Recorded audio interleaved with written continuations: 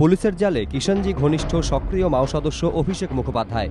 Police সূত্রে খবর, 2008 সাল থেকেই অভিষেকের খোঁজ চালাচ্ছিল কলকাতা ও রাজ্য পুলিশ। কিন্তু কে এই অভিষেক? কেনই বা এতদিন ধরে তাকে খুঁজছিল কলকাতা ও রাজ্য পুলিশ? পুলিশ সূত্রে খবর, 98 সালে মাধ্যমিক পাশ করেন অভিষেক মুখোপাধ্যায়। বাড়ি চন্দননগর। 2001 সাল থেকে যাদবপুর বিশ্ববিদ্যালয়ে পড়াশোনা। তখন থেকে মাও সংগঠনের সঙ্গে যোগ। মাওবাদীদের সংগঠনে অরণ্য ও অসীম নামে পরিচিত। কিষাণজি সহ শীর্ষস্থানীয় মাও নেতাদের অত্যন্ত ঘনিষ্ঠ। কিষাণজি যখন এ রাজ্যে জঙ্গলমহলে থাকতেন, তার ছায়াসঙ্গী হিসেবে থাকতেন অভিষেক। ওড়িয়া, তেলেগু সহ যেসব জায়গায় মাওবাদীদের সংগঠন শক্তিশালী, সেরকম 10-12টি ভাষায় পারদর্শী। দক্ষ ফ্রেঞ্চ, রাশিয়ানের মতো বিদেশি ভাষাতেও। পুলিশের নজর এড়াতে 2009 সালে মাওবাদীদের তরফে গুজব ছড়ানো হয় পুলিশের গুলিতে অভিষেকের মৃত্যু হয়েছে। কিন্তু পরে খোঁজ খবর নিয়ে জানা যায় অভিষেকের মৃত্যু হয়নি। পুলিশের অনুমান, কিষাণজি, শশধর মাহাতোর মতো মাও নেতাদের মৃত্যু এবং সুচিত্রা মাহাতোর আত্মসমর্পণের পর মাওবাদীদের সংগঠন জোরালো ধাক্কা খেয়েছে। সেই পরিপ্রেক্ষিতে অভিষেককে সামনে রেখে তারা ঘুরে দাঁড়ানোর চেষ্টা করছিল।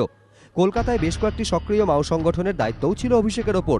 পুলিশ সূত্রে খবর, তিনি মাতঙ্গিনী মহিলা সমিতির নেত্রী দেবলীনার স্বামী। মাওবাদীদের রীতি মেনেই দলীয় সদস্যদের সাক্ষী রেখেই তাদের বিয়ে হয়। মাও কার্যকলাপে জড়িত থাকার অভিযোগে ধৃত দেবলীনাও এখন জেল হেফাজতে। ধৃত নীল ও সমীরও সক্রিয় মাও সদস্য। নীল ওরফে সুশীল মণ্ডলও গ্রেটার কলকাতা সিটি কমিটিরই সদস্য। বাড়ি উত্তর 24 পরগনার আগরপাড়ায়। বিভিন্ন নাশকতামূলক ঘটনা এবং সংগঠন বিস্তারমূলক কাজে নীলের নাম উঠে এলেও পুলিশের কাছে তার কোনো ছবি ছিল না, ফলে তাকে চিহ্নিত করা যায়নি। হালি শহরের বাসিন্দা সমীর ওরফে সুভাষ রায়ও মাওবাদীদের টেকনিক্যাল কমিটির নেতা। 29 ফেব্রুয়ারি মাও টেকনিক্যাল কমিটির প্রধান রামকৃষ্ণনকে গ্রেফতারের সময়ই তার ঘনিষ্ঠ সহযোগী সমীরের নাম জানতে পারে পুলিশ।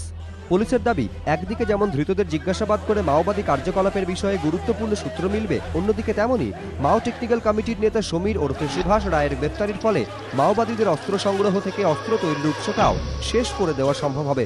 অতনু হালদার, রাজশ্রী দত্তগুপ্ত ও ময়ূখ ঠাকুর চক্রবর্তী, এবিপি আনন্দ, কলকাতা।